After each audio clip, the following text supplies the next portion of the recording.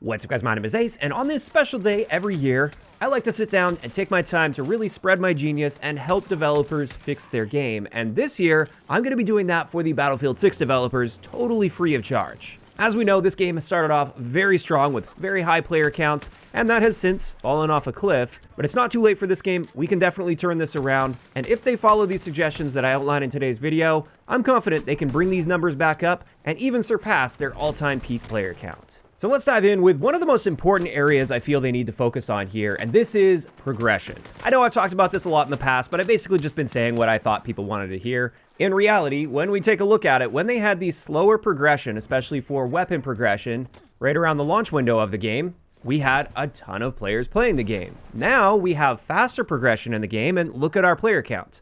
Obviously, there's a correlation there, and therefore, logically, we need to slow this progression back down drastically, and probably even more so than what we had at launch.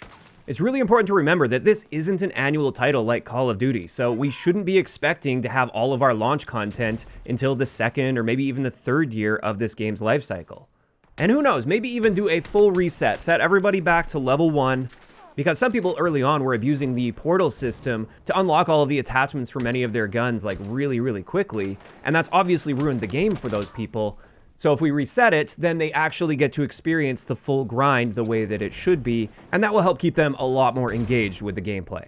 I'm just so sick of these COD babies that want everything unlocked within a couple of months like previous Battlefield games. This isn't Call of Duty, and they need to accept that. I mean, what do they expect players to do once they have everything unlocked? Just play the game for fun? That's ridiculous. Nobody wants to do that. There's no point in playing a game if you're not actively grinding toward unlocking a gameplay item that you can one day eventually use. So that's definitely one of the big areas that would help turn this game around and massively improve engagement with the game. Next up, something else I feel they've been going in the wrong direction with, and it's the same story. We had far more players before they made this change, so clearly we need to go back in that direction. And what I think they need to do here is bring back far more aim down sight spread, or bloom as the COD kids like to call it. If they were to do this, it would not only bring so much more skill back into the game, because as it is right now, you just aim on target and your shots are going to be hitting really close to where you're aiming. But on top of that, it would also bring back so much more realism to the game, because unlike all of the COD kids out there, I've been shooting real guns for a very long time, and none of my rifles are capable of getting anything better than a 2-foot grouping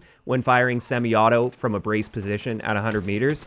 And so that clearly shows how out of touch the devs are with reality of firearms. They don't actually hit all that close to where you're aiming. It's always a guessing game, and that's part of the excitement of shooting, is not knowing where the bullet is going to hit. So they need to bring much more aim down sight spread back into the game. This would once again help improve player engagement so much more, because I mean, look at casinos. It's that unpredictability that keeps people coming back for more. And if I shoot really close to a target, I love knowing that there's a chance that's gonna hit. And when you make guns unrealistically accurate, I just don't have that chance anymore. And that's not fun, that's frustrating. So let's make the game more skill-based again, and not a simple game like Call of Duty where a gunfight comes down to who can get their reticle on target best. As for the next thing they should do to bring back more players, I think they really need to lean into something where they're on the right track with this great new mechanic, but I just felt like they played it way too safe. They didn't take it far enough. And this is that self-spotting mechanic when firing your gun. So every time you pull the trigger, a Dorito appears above your head, and you can tell I'm a Battlefield veteran because I use the term Dorito there. I'm not a COD kid that calls that a diamond. But with that, I think they're definitely on the right track there, but alongside that Dorito, there should also be a very clear red outline around the character model, so my old eyes can see them better. And since my ears aren't what they used to be either, I think it's also reasonable for that outline to be visible through walls if the enemy is within a certain range and firing their gun. Now I know this might sound unrealistic, but hear me out. As of right now, there's not nearly enough punishment for firing a shot in this game. And it would be so much more tactical and realistic if you knew that every time you pulled that trigger, there's a big punishment there, and you're showing exactly where you are to enemy players. And I think this would achieve that result and really reward those people that have restraint and don't fire their gun too much. And obviously, to go along with this, it's very unfair that they allow you to avoid this mechanic entirely by using a suppressor or flash hider. So that part just needs to be removed, so everybody has the same level of punishment for firing their gun. Now, after that, something that's actually been getting better with this game, but I think they could accelerate it even more to bring more players back. We need more bots in regular modes. As it is right now, there are Call of Duty cheaters infesting literally every game that I play that isn't full of a bunch of bots. And I would know that these are cheaters because, as I've already made clear throughout this video, I'm a Battlefield veteran. I've been playing this franchise since 1942. So when I see one of these COD kids above me on the scoreboard, clearly they're cheating. And you would think that casual breakthrough would be a good place to go, but that's infested with these COD cheaters as well. I'm constantly seeing people get more than 50 kills in casual breakthrough, which of course isn't possible without some form of cheat being involved there, so casual breakthrough is also infested. So we really need to go beyond casual breakthrough and ensure that at least 3/4 of the players in a match are bots. That should really help dilute things and limit our exposure to these COD cheaters that have come over to ruin our franchise, and then I'll once again be able to secure my top spot on the leaderboard where I belong as a veteran. Now, in saying that, there is at least one mechanic in the game that has helped a lot with this, and I hate to admit it because Call of Duty and COD players are responsible for literally everything wrong with this game. But one feature they took from Call of Duty that has been working out great in this game is the fact that they split up the lobby and disband after every game, and there's no proper server browser. And this makes it so all of those COD cheaters that I run into, they can't follow me around anymore from one game to the next.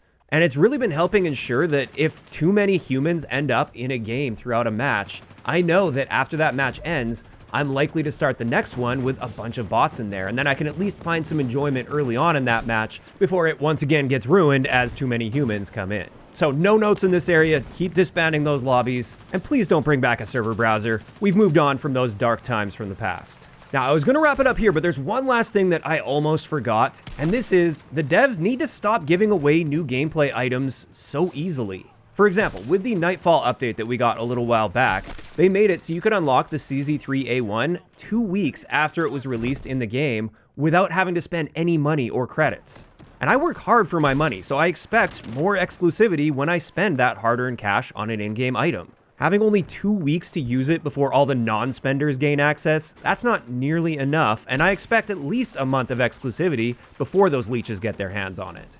And what was up with the VZ61 unlock? It only took me like 3 games to get 300 damage with a pistol to get that one unlocked, and how do you expect to retain players if you're just giving stuff away like that? As we established earlier when talking about progression, giving players gameplay items to use isn't what keeps them around and keeps them excited to play the game and engage with the game. The thing that keeps them engaged is the carrot on the stick. It's the promise of one day in the future down the road being able to use that once all the time gates are lifted and they're able to unlock it. That's what keeps them engaged and excited to play the game. So you can't be giving away these things too easily, but obviously you gotta reward the people that are willing to spend some money, so they should be the only ones that are allowed to use these items for a set period of time that's much longer than 2 weeks. And there we go. Those are all the primary points. If they were to just follow these steps, I'm sure they're going to just turn that graph right around on Steam charts, while simultaneously getting rid of all of those COD kids that have come over to ruin our franchise. But of course, those are just my opinions. Obviously, they are correct opinions. So please let me know how much you enjoy them in those comments down below. I already know you enjoyed this one, so make sure you leave a like and check the upload date if you guys are watching this down the road, and I'll talk to you guys next time.